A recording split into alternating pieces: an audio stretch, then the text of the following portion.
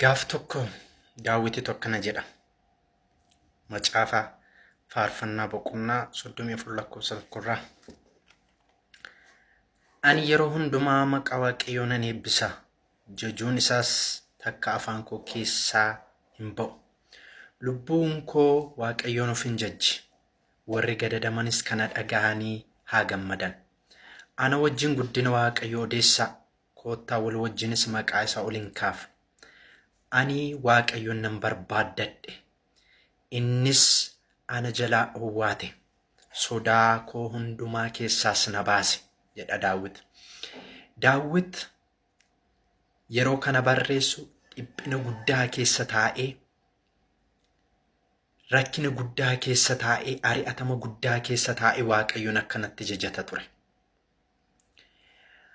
Akka Waaqayyo golbooba isaatiin, akka Waaqayyo isa gargaaraa jiru hubateetu osoma dhiphina guddaa keessa jiru, osoma diinonni isaa baay'ee isa ari'achaa jiranii, akka Waaqayyo sodaa hamaa kana keessaa isa baasu hubateetu ani Waaqayyoon nan barbaaddadhe, innis immoo sodaan keessa jiru hundumaa keessaa na baase jedheetu Waaqayyoon jajata ture. Akka Waaqayyo sodaa kana keessaa isa baasu, dhiphina kana keessaa akka isa baasu hubateetu akkanatti Waaqayyoon jajachuu danda'e.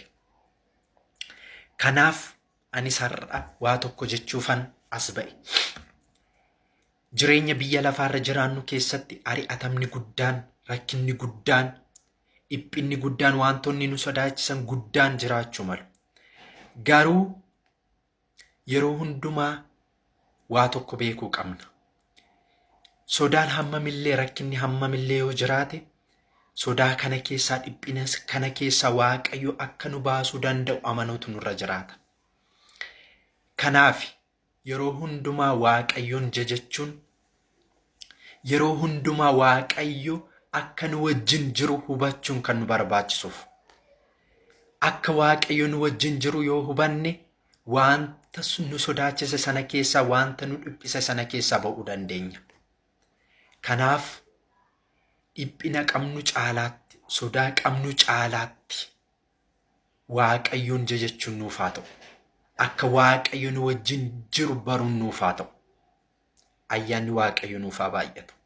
Kanaaf rakkinaaf, dhiphinaaf, sodaaf iddoon kenninaa. Waaqayyoon ofirratti moossaa. Waaqayyoon abdiidhaan eeggadhaa. Inni yeroo hundumaa sodaa keessa jirru keessaa, dhiphina keessa jirru keessaa nu baasuu danda'a. Eebbifamaa.